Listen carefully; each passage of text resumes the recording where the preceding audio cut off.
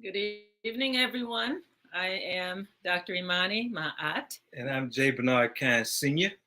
We're both with the Sankofa Institute for Wellness, and you're here on our Progressively Yours Health and Wellness podcast. Thank you so much for joining us. As usual, we have a wonderful show lined up this evening with one of my a good friend that I grew up with in New Rochelle, New York, is going to join us, Mr. Gary Harris. But before we get to Gary, we're going to open the way we do normally. And Bernard, why don't you take it away? I'll take it away.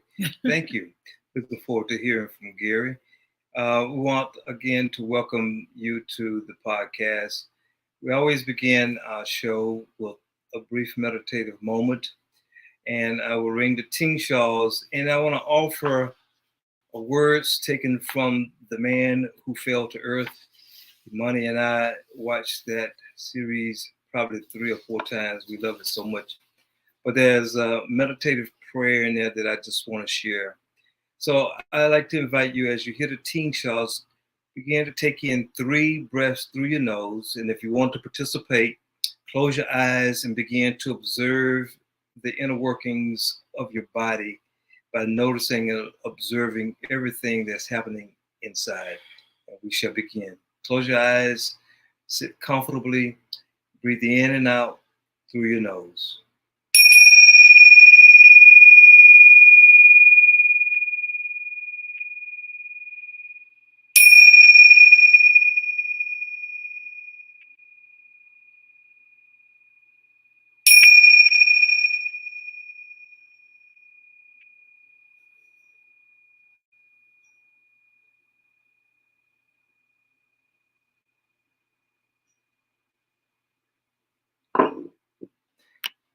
We do make a pathway for the ancestors to be with us in spirit.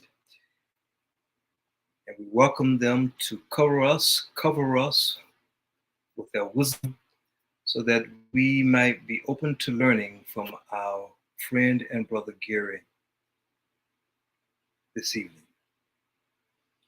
Hear these words from The Man Who Fell to Earth.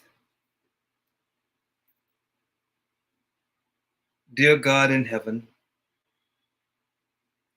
you have your mysteries.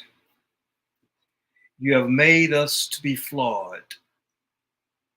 In our flaws, we see our possibilities. In our flaws, we see your mercy. We see your wisdom. We see who we want to be and who we can be. We thank you for the opportunities for us to discover ourselves through our mistakes. We are humble in your presence, grateful, Almighty.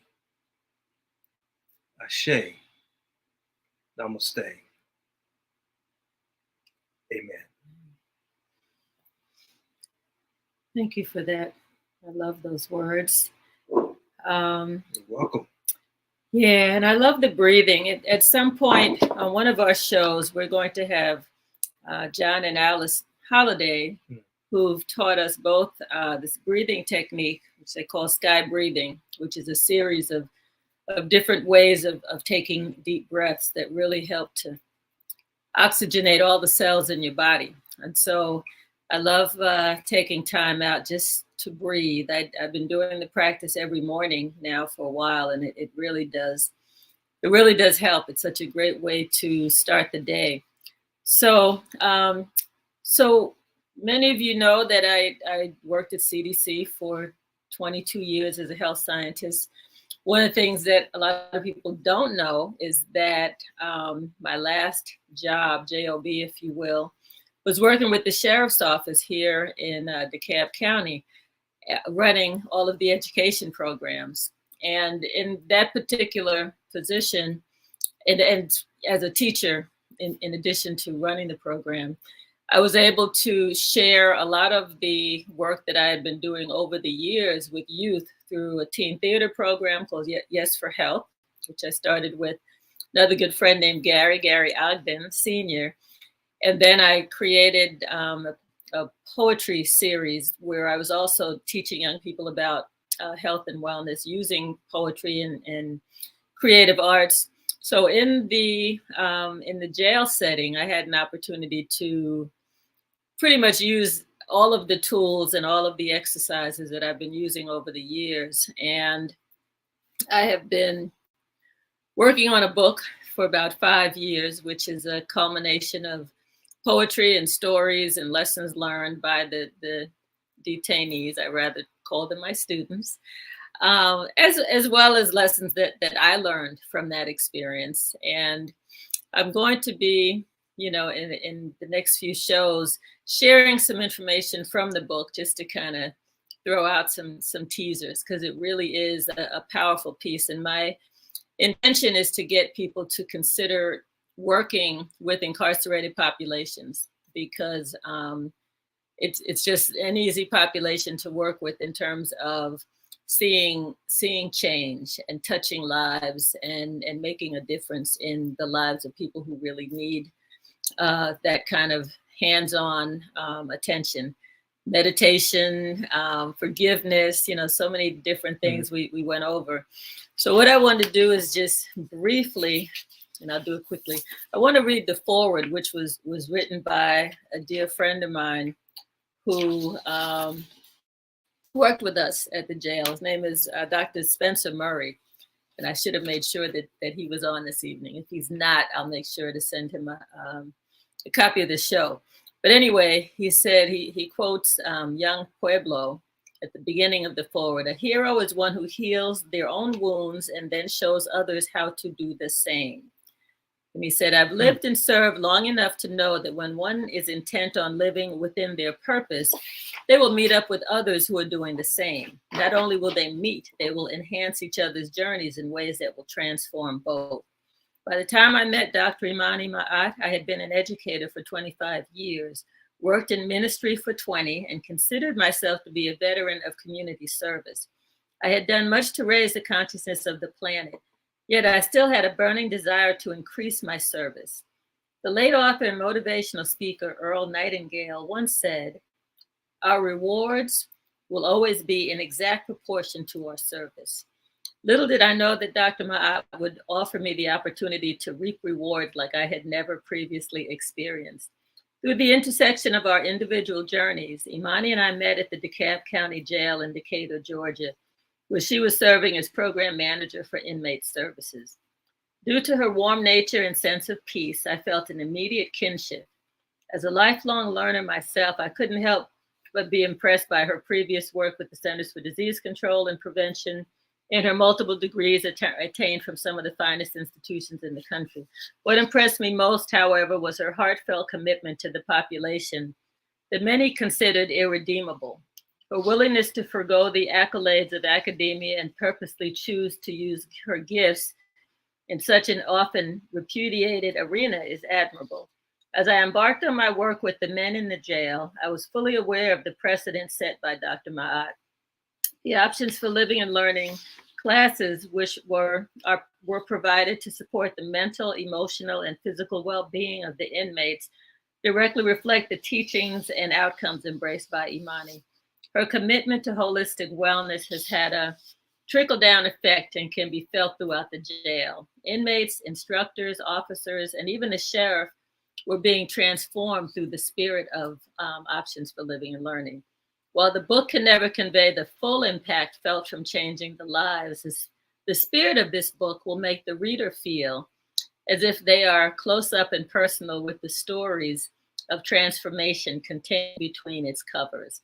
Like a modern day freedom fighter, Dr. Ma'at has walked into the imprisoned space of the mind and heart, offering liberation to those who were previously confined. A liberator can never be satisfied alone by the work that they do. A true liberator must leave a legacy by leading others to the threshold of their own purpose. Her legacy lives on as she recruited others to carry on the mission she inherited from her predecessors. The team that she orchestrated is nothing short of amazing. Each instructor brought an expertise that miraculously complemented the teachings of the other instructors. and contributed to the ongoing well-being of every student inmate. It takes a wise and visionary leader to synthesize such an alliance. As you read this book, let it be a guide to crystallizing your own unique method of serving. Or if you're already entrenched in service, let it embolden your commitment to freedom for all.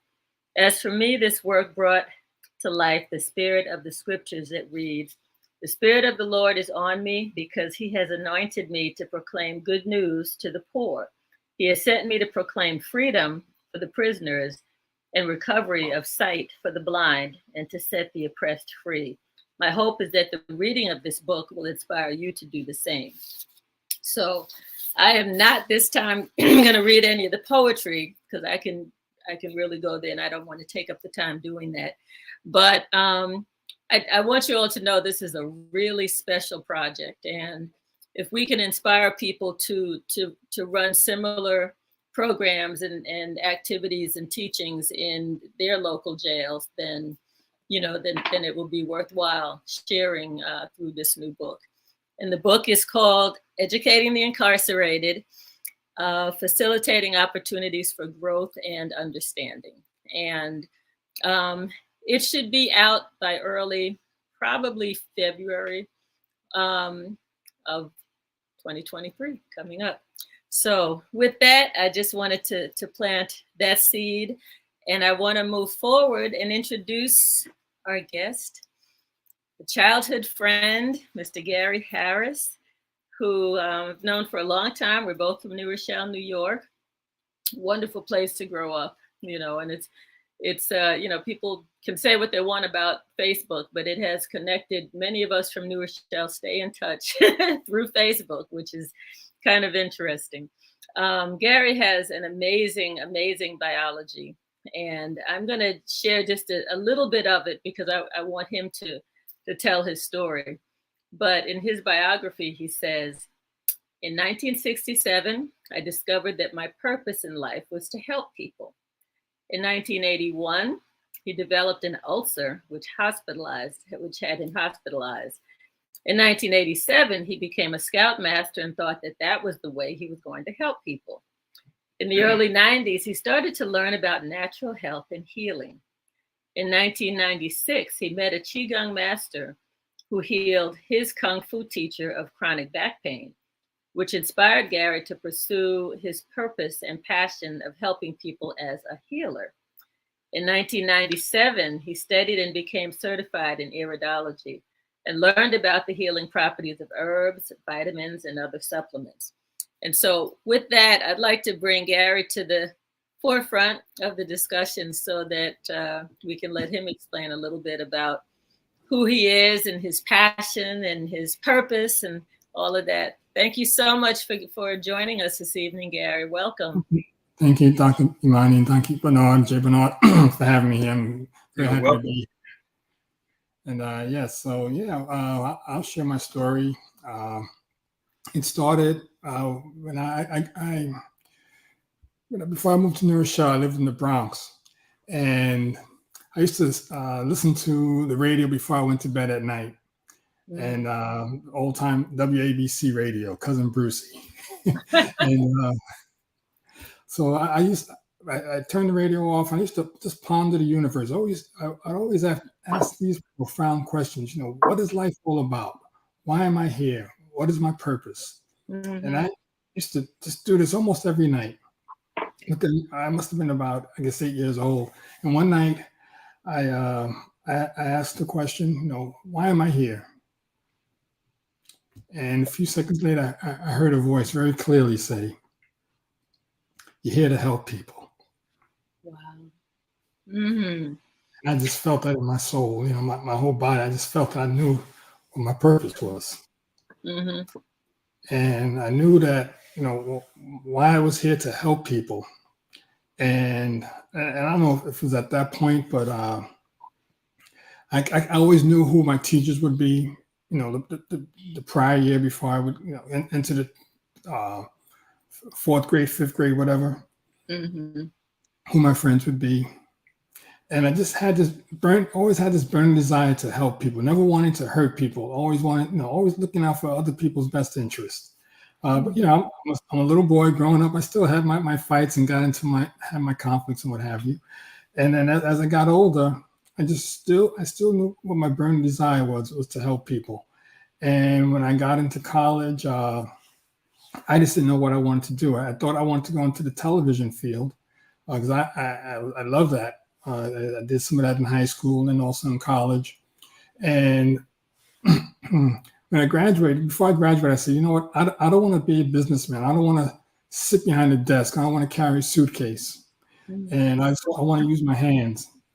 And the first job I got was at PepsiCo. At PepsiCo, and I carried a suitcase to work, and I sat behind the desk pushing pencils. That was fun. It was. I enjoyed it. I worked there for 6 years, and while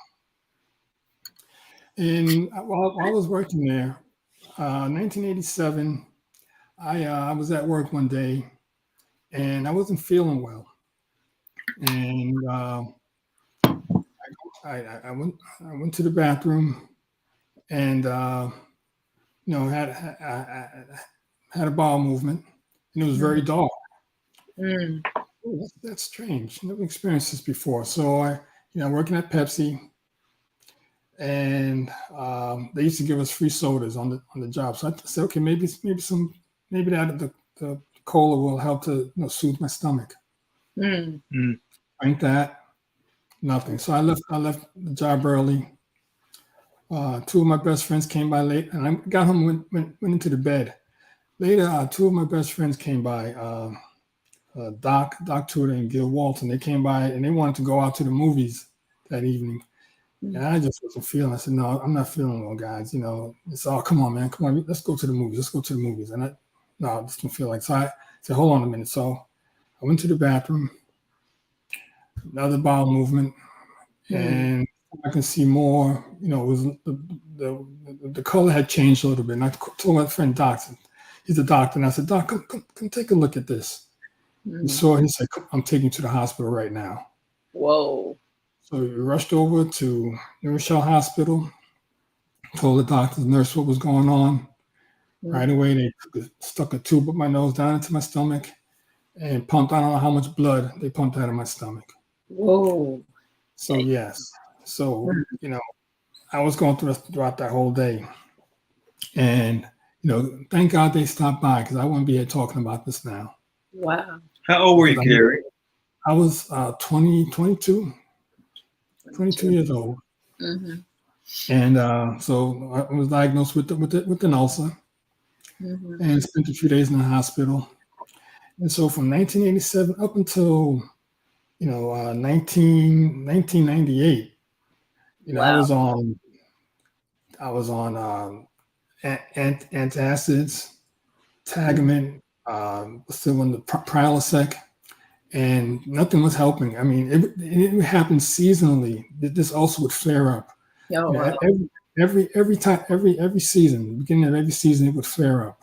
And I just enjoy myself. And I had to watch what I ate because at the time they thought that you had to stay away from hard foods, stay away from greasy foods and what have you. But nothing was changing. And then my Kung Fu teacher, he told me, he says, Gary, he says, I read an article in the Reader's Digest that that ulcers are caused by bacteria. And this doctor in Australia, he healed his patients with it. And I said, really? So I went back, I told my doctor about it, and he laughed at me. He says, he said, hogwash. He says, ulcers aren't caused by bacteria. He says, oh, no. He says, keep taking this, But he wasn't. I liked him. He was a good doctor. He didn't have the knowledge at the time. So that was back in maybe 1996 or maybe in the late 80s when my Kung Fu teacher told me this. So 1998, I said, I had enough of this. I don't want to suffer with this thing anymore. So I told my doctor about it again. I said, look, it says this ulcer is caused by a bacteria, and it's an easy way to fix it. Put me on the Pepto-Bismol and strong antibiotics. He says, okay, if that's what you want to do. Did that, hasn't bothered me since. It disappeared. Wow. And then I guess in around, I don't remember exactly when, maybe 1995, 1996, I was driving home from remote office in Manhattan, and I was listening to the radio, and I heard this guy talking about healing, health and healing, and I said, "Wow, this is very interesting." And so I got to my job, turned off the radio, went inside, drive on the way home, turn the radio back on, try to catch that station again. I couldn't find it. So I mean, so years had transpired, and then finally, I coming back from the city again one day, turned on the radio, and here's this guy talking about health and healing. His name's Gary Knoll, Dr. Gary Knoll. Oh yeah, I remember. Yes. So I said, "Wow, this you know who we would have on the shows, alternative healers, different types of doctors who complementary, integrative medicine doctors, different healers, qigong masters, what have you." And I would listen to that show every day and just glean the information. Then started reading books and just gathering information. In 1996, my kung fu teacher, we worked at Pepsi together, and he worked in graphic arts, and he had a bad back, I guess, from the stress and leaning over the drafting tables. Got to Hong Kong. His friend told him, he says, "Look," he said, "stop messing around with, we would go, when we got to Hong Kong, we went to different department stores. My teacher would try to heal his back with different gadgets, and it was just making his back worse." So the doctor, his best friend, who had been in a bad car accident, told him, he says, "Leave that stuff alone. Come see Dr. Lau." Dr. Lau was a qigong master, and he healed my teacher's friend from his car accident. And my teacher and I, we shared a room. So he told me he was going to go see this qigong master to fix his back. I said, "Okay." So when he got back that night, I said, "Sifu, how's your back?" He says, "Gary," he said, "I feel great. Haven't felt this great in a long time." Oh, let me say this. His doctor told me before he went over, his doctor told him that if he didn't have surgery, he'd have to be on medication or Advil for the rest of his life. When his kidneys start to fail, he had to come back and see him. He said, "No, I don't want no part of that." So when he came back from seeing Dr. Lau, he took off his shirt and he turned around. I can see he had his entire back was covered with this bandage. He said, just take, he said, "Gary, peel it off slowly." So as I peeled down, I saw all these black and blue bruises on his back, some darker than others, some areas, no bruises at all. And I said, "You have all these bruises and you feel good? How's that possible?" He says, "Gary," he says, "this guy was amazing. First, he yelled at me, told me that I'm working too hard and all these other things, and he yelled at me. And then he threw me on the bed and took the spoon and started scraping my back. And he said, by the time I got up, he says, I was on the bed, I was screaming. And by the time I got up, I felt so good." And I said, "How's that possible? Why do you have all these bruises on your back?" He says, "Gary, where there was trauma, where there was stagnation, when he scraped it, it all came to the surface as bruises. He released all those blockages, all that blood, stagnant blood." He said, "Where you don't see any bruises, there was no trauma, no stagnation." And I said, "Wow." I said, "I want to meet this guy." He said, "Okay." So 2 days later, we go see Dr. Lau, and we go to his apartment, and they're speaking Cantonese and what have you. And so after a few minutes, Dr. Lau lights up a cigarette, and I heard about I read about qigong masters. I learned a little bit about qigong from while in college, qi, and I knew about the energy that they have that they can control. And he lights up a cigarette, and I think to myself, and I'm saying, I said, he's a qigong master and he's smoking a cigarette, but I had my poker face on I didn't make any expressions. I just looked away like this, and then my teacher's best friend, they start to speak. They were talking in Chinese. My teacher's best friend says, he says, Gary, Dr. Lau says, don't worry about him. He knows how to handle his body. He knows how to take care of his body. And I laughed and I said, how did they know what I was thinking? I was thinking this. Wow. So a few minutes later, he looks at me and he tells me things about my family, tells me how I hurt my shoulder when I was a child. I said, what? How does this guy know this? And I had studied parapsychology and things like that. And that was a great interest of mine. And I said, okay, this stuff is possible. So then he did some healing on me, and I had hurt my back in Kung Fu. He fixed that. So after that meeting, I said, this is how I'm going to help people. I'm going to be a healer. I thought back in the 80s, being a scoutmaster, that was my way of giving back. That was my way of helping that. But I just didn't have that feeling I had when I heard that voice when I was 8 years old. And I didn't have that feeling in my body. I just knew I was helping people, but it wasn't, didn't have that resonance. Right. And so when I got back to the States, I started attending seminars, what have you, and I met this young man whose girlfriend was studying iridology. He says, Gary, you know what? He said you ought to call my girlfriend. She studies iridology from this lady in Manhattan. I think you would like that. I said, okay. And so I'd heard about iridology on the radio. And so I called her. So you called just in time because we were having a class. She told me a little about what iridology is and what have you.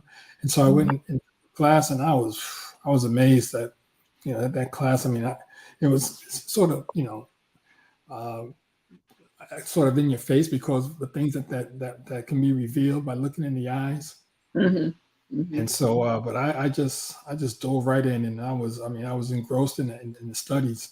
And after 2 years or so, I got certified and started seeing clients, started working on family, what have you, friends, and just started seeing things that help them make changes in the body.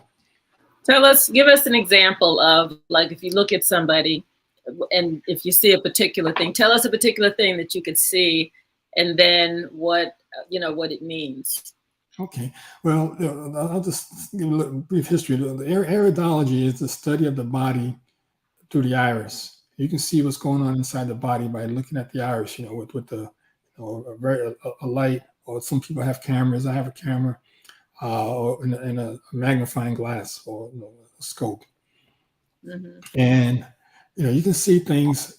Health, as you know, starts in the colon. And of course thoughts as well. But health starts in the colon, and what goes on in the colon, generates out into the entire body. So by looking at a map, let's hold this up. This is a map of the irids. And so you can tell it has different body systems, the organs, and the locations where they are. Organs are the left and right eye identical in terms of what you can see in the body? As far as the lungs, yes, but like for example, where the kidneys, where the liver resides, that would be in the right eye. Okay. Okay, the spleen in the left eye, heart in the left eye, what have you, and then also up here would be considered the brain fan. What goes on in the brain. So as you know, things that we eat can affect the entire body. For example, if things seep out into the gut, into the bloodstream, and go to the brain, that can cause some issues: dizziness, cognitive issues, brain fog, as they call it. All these things. How you can even tell by a person's personality by looking in their eyes. Wow. But for example, looking in the eyes, you can see if the person has an over acid condition, if they're eating too many acid producing foods. Yes. Starches. Yes. Starches. Yes. Yes. So you can see that. that I can see that there's different signs that would detect like bacteria overgrowth, maybe fungus, like maybe overgrowth of candida. Okay. Yes, or also if there's breathing issues, things going on with the lungs. There's specific signs for that. Specific signs for I think I mentioned bacteria like H. pylori, parasites. Right. These things can be revealed in the eye, and recommendations can be made, to help correct some of those things. So, Gary, does that type of examination have to be done in person? It's better in person, yes, because you can get a very close look. But it can be done with the camera. If someone takes a very clear picture of the eye and then send it to me, yeah, I can look at it there, but it has to be a very clear, very close picture. But still, by looking at the white parts of the eye, the sclera, you can tell, trained iridologist can tell, what else is going in the body. Because there are lines that indicate, that point to specific areas of the body. Like you may see maybe yellowing of the sclera. That could be an indication of something going on in the liver, or maybe a brown spot, something going on in the liver. Stress can show up, lack of blood flow to certain areas. All these things can be seen in the eye. Gary, I just wanted to let you know that you're getting shout outs from family and Judy Whitted, just Witchburg. That's what she said. And there was someone else, I missed her name, but she said, that's my brother. And I didn't even know that about, Donna. Harris. Donna, yeah. Donna's your sister. Okay. Yes. Wow. Yeah. So it's amazing how when we do shows like this, our family learns about who we are. So yeah. That's who I am, Don. That's what happened. Right. Yeah. So so in the eyes, you can see by looking at the eyes, you can see if that person has a lot of stress. Certain indications. How much stress they're under. And then when I work with them, as an intuitive healer, I also, receive information about, what could be causing that stress. And if I sense that the person's open to talking about it, I'll mention it. Well, tell me about your job. Tell me about your coworker. Because these things can be causing stress. Right. But right. All these things. Yes. Okay. Tell us a little bit about the intuitive part, because I know that part of your bio said that you did work with a psychic healer at one point. Was that? Oh, yes. Was that where you kind of developed or cultivated your skills as an intuit? Okay. No, not with her. I did something specific with her at her studio. But Donna, my sister, one night called me. She knew I was into the healing. She called me one night and says, Gary, she says, listen to BAI. There's a psychic on. He was doing readings. He's an intuitive healer too. He was one of my teachers, Peter Roth. Okay. And he was talking about he was talking to one of the hosts, telling her about how some of the things that were going on in her life. I said, wow, this is very interesting. But before that, I didn't know, I'm not bragging, but I didn't know I had a gift. I didn't know. But that's that's the truth. That's cool. That's fine. I could see things. Like, for example, when I was younger, my brother and my cousin, we were playing football, and there was glass on the ground. And I told him, I said, whatever you do, if I score a touchdown, don't tackle me in this grass. I don't want to get cut. Don't tackle me over this glass. It was broken glass. So 5 minutes later, I scored a touchdown. And what did they do? Tackled you in the grass with the glass. In the grass. And there's a scar. Oh, wow. So you saw My that coming. I saw that coming. And the same cousin, years later, we were going fishing. We were up in Canada. We used to take family trips up there, and my father said, "Okay, let's get in the car. It's time to go home. No more fishing." My cousin had to get that last cast in. And I said, "Come on." I said, "Milton, let's go." I said, "Don't." I said, "We got to go." He says, "Come on, one last cast." He says, "Okay, just drop it in. Don't pull it back because I want you to catch my eye." And what does he do? Gets me right here. Right in the corner of my eye. Wow. And I just felt that time stop.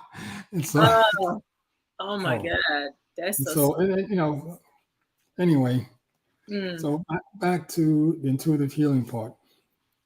So I learned, I took courses with the Heart River Healing School with Peter Roth. And that's why I honed in my intuitive skills. They taught us to trust what we see, trust what we know. It's just a knowing. And so when I started working with people, I would just get things. We receive downloads about what's going on in this person's life. One lady, she had these headaches for such a long time and just couldn't get rid of them. She went to doctors, did an MRI, X-rays. They found nothing. Just couldn't get rid of her headache. So while I was working on her, I got a glimpse of someone being hit in the head with a machete. Yeah. So I asked her about it. And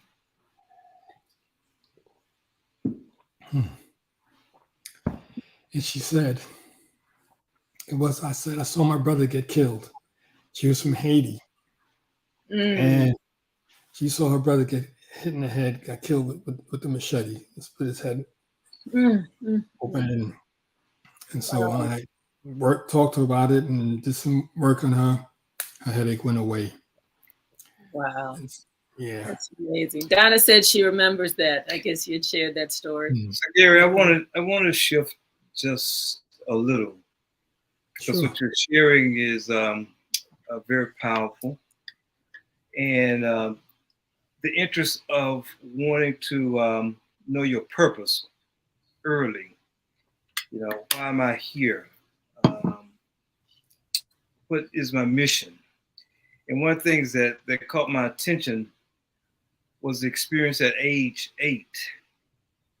And one of the things that I want to spin off of that and share with the audience is that others who may be listening, who may still be wondering what their calling or their purpose is in life.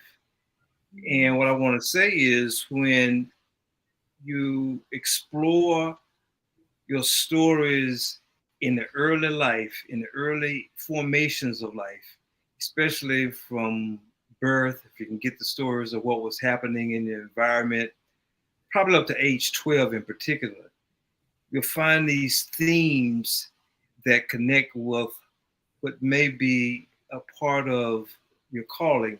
And I hear this early life experience that you experienced led you to have transformative experience later in life that was connected back to your early childhood life. Is that right? Yes, absolutely. I agree with that. Yes. Yeah.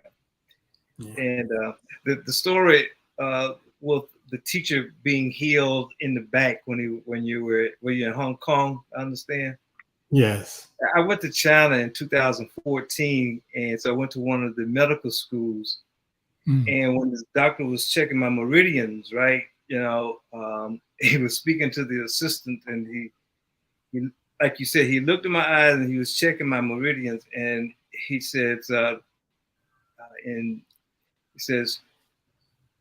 he needs to work on his kidneys, and also his liver. So they gave me some supplements while I was there to take when I got back to the States. So before I would take them, I wanted to find out what I had. So I was looking. I was in here in Atlanta, And I went online, I was typing in Chinese medicine, and I then typed in, and Chinese Medical Center came up. So I decided to go visit, right? And so Dr. Lee, who was from Hong Kong. Yeah, he was from Hong Kong also. And we had gone to Hong Kong as well. And he was checking my meridians, and I didn't tell him what the doc had told me while I was there. And the first thing he called out, he says, "James, we must work on your kidneys." And I said, "Oh my God!" I said, "There's something to this." And he was just tapping my wrist. And like you were saying, how he read you, Dr. Lee read me in like 30 minutes. Man, he had never met me, and he said, "James," he says, "you love people." He said, "You listen to them and you take them in and you help them." And I started to say, "But Dr. Lee, I don't know how to help him." And then I heard this voice says, "Bernard, shut up, just receive it." And just listen. Right? And so I did. And he said to me, he says, "Now, James, you must go back and you must provide unconditional compassion for yourself. On a scale from 1 to 10, what did you rate yourself for providing unconditional compassion for yourself?" And, I came up with a number in my head. The point I'm making is, in connecting with your story, is that we learn about, I think, callings to be of help to others. If we listen to those inner voices like you did early on, others can see it in us.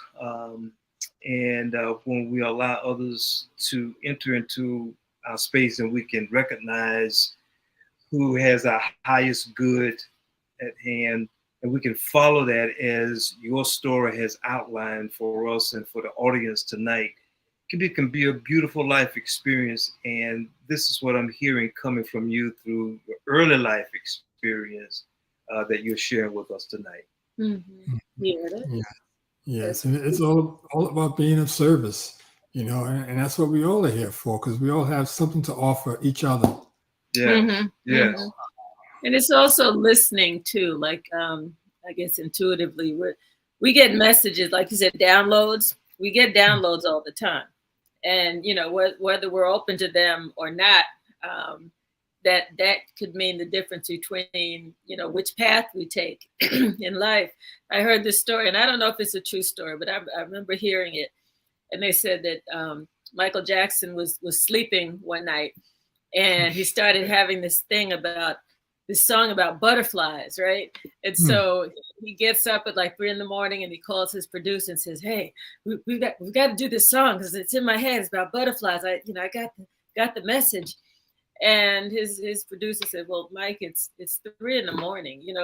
Can we do this, later on in the day?" He says, No. We've got to do it right now, because if we don't do it, this is going to get the download. He's going to work on the butterfly song. And so, it's interesting. It's like this wave of information coming down, coming through. And, if we're really keen, we catch it, and we own it. We didn't necessarily create it, Right. the universe, God, however we define, shares this information, plants this information in us. I remember as a young child, I was down the street from Mayflower Elementary School in my dream. And I don't know what inspired this dream, but there was something going on, and they said, the end of the world is coming. So they want everyone to just take these pills, because it'll let them just go to sleep and then just die peacefully in their sleep. And I'm like running down the street. They're lying. Don't take those pills. They're lying. And then next scene, I was in the Bronx, because most of my relatives lived in northern Bronx. So I'm like running down the street, down Burke Avenue. They're lying. Don't take those pills. And then, so, I mean, that was like a little snippet of my interest in health and wellness and the politics of it all. Just really wanting people to think about what they're doing, what they're ingesting, why, what they're believing, and I was like 7 or 8 years old when I had that dream. Mm-hmm. So yes, I mean, that was one of those downloads, if you will. Very good. Yeah, that's cool. Yeah, no, it was. So we're going to take just a brief shift and come back, Gary. We want to do this wellness session, and then later we'll come back to a movie promo. But let's do Janet, Dr. Imani's wellness session promo. Is it?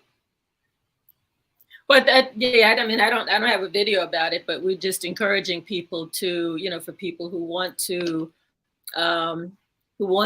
get wellness coaching. I'm doing a special where folks can contact me through heal.me/Dr. Imani. It's on the screen, all lowercase. If you try to put in caps, it's not going to work.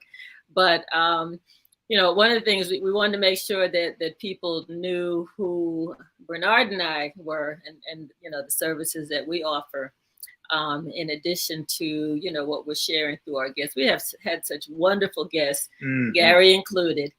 And so, we're just now beginning to drip a little bit about ourselves and what we do. But we have, and I use, and Gary knows this, I've used a lot of different technologies around energy healing that really, take people individually, and it looks at them, whether it's sound healing, which we do through the AO scan. And the device isn't doing the healing, but the device puts frequencies out that help the body to get balance and to heal itself. So that's one of many tools. And so if people are interested in learning about the AO scan or any of the other energy healing devices that we use, Bernard uses them as well, then please contact me. That's it. That's right. Amen. All right. Gary, can you say something about the importance of supplements? Yes. Eating healthy is very important. And, if we try to eat a healthy diet, fruits and vegetables, but, eat organic, organic is expensive in juicing. However, a lot of the nutrients in the soil have been depleted. Right. And so if you can get a supplement that helps, that can do what, let's say, organic pomegranate can do. This high antioxidants. Then yes, take it, because we're not going to eat a pomegranate throughout the day, right, to get that nutritional value. Yes, we can juice. We'll get it because it's concentrated. The nutrients are concentrated in the juice. But yes, we do have to supplement, because there are minerals, there are vitamins that are missing from the food. Some people may be vegan, may not, or may be vegetarian, so they're not getting a lot of the amino acids, a lot of the vitamins in the food, even proteins as well. So so yes, supplementation is very important, absolutely important. So I definitely stand by supplementation, but it has to be good quality supplementation. Yeah. Yeah, we both add supplements to our diet. One of the ones for me is isogenics, and I found I've been doing supplements for quite some time, and I really have found the isogenics products that really work with my system. And usually every 6 months, I'm having lab work done, and I've seen tremendous movement in my lab scores, and feel the energy, as well. Yeah. Supplements can make a difference. They can help kickstart the body. From let's say I want to say a sick state, but let's say a very tired state to an energetic state. They can help wake up the cells. Mm-hmm. You know, herbs can help. Kickstart the an organ, for example. Yeah. And minerals are equally as important, if not a little bit more than vitamins. Would you say? Yeah, I would say it has to be an integrative approach. Mm-hmm. You just can't take minerals because minerals not going to work without the vitamins. Right. So it's both things. Yeah. Okay. Yes. So when you see your clients, and I imagine each person is different. So you do the iridology, and sometimes you intuit kind of what's going on with their body in addition to the iridology. And so, do you recommend different supplements and treatments and things for them, depending on what's going on? Yes. So let's say they have a sluggish colon. Mm-hmm. So they want to get that peristalsis, get that movement of the bowel, to help them eliminate. Mm-hmm. Because stagnation in the bowel can cause a lot of issues. Right. So let's say recommend something like for a short period of time. If you want them staying on it for too long, let's say like a mild bowel stimulant. Mm-hmm. To get things going. Help get things moving. And so we have this question: is moringa powder good for diabetes? It's Troy asking that. One of our producers asked that question. Okay, so I can't diagnose or say what a certain but moringa has some very powerful properties. Mm-hmm. And if you just, I would say, Toya, to just research it. You can just ask that question, just Google it, and you'll probably see a bunch of studies. But you may see some studies from the National Institutes of Health, Medical News Today. You may see articles about that. But then if you really just dig deep,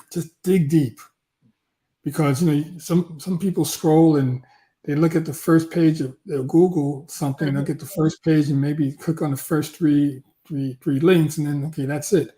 But go deeper for the deeper deeper studies, because you got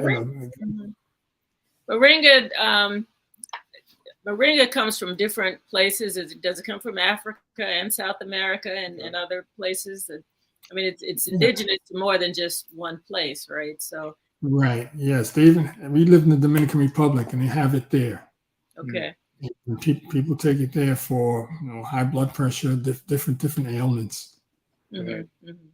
So. Well, Gary, we're gonna take this movie promo, or should say documentary, and then we'll come back and close out and let you share your words of wisdom with the audience before we sign off. Janet? Eagles versus pigeons. Which one would you rather be? You said I want to be an eagle. Why?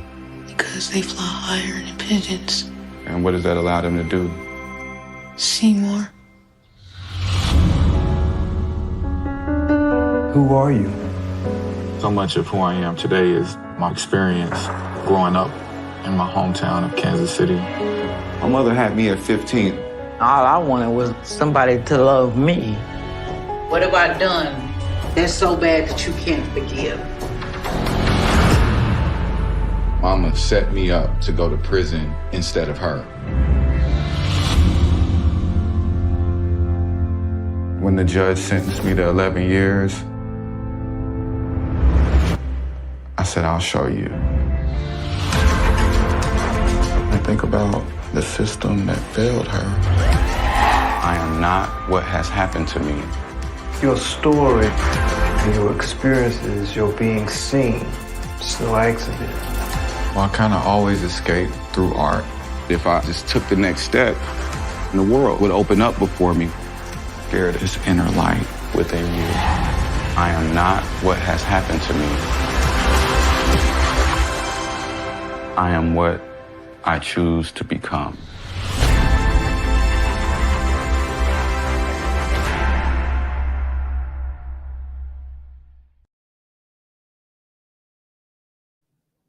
Wow, I got to see that. You definitely have to see it. It's an amazing, amazing story of survival, of intention, of resilience. Just such a powerful, powerful story, and we were able to view it, because Bernard was in it as the therapist for George. I mean, he was basically changing worlds from the streets of Kansas to this budding artist, that's being recognized throughout the world.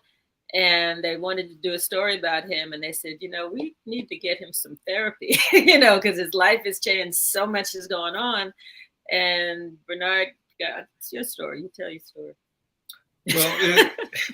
Well, it's a beautiful story, and very powerful and very transforming. I won't go into details how long we were together, but quite some time. And also it's a story of reconciliation with both self and, in the case as he pointed out, with his mom. Mm-hmm. And we had the opportunity of meeting her when we saw the debut back in April here at the Carter Center here in Atlanta. And I never will forget what his mom said to me. She came up to me and we had a one-on-one, and she thanked me for being with him. She said, I don't know what you said to him, but he's not the same. And so I hope someday that the three of us can sit down and have some conversation. So nice. It's very nice and very serious and impactful documentary. So thank you. Yeah, true story.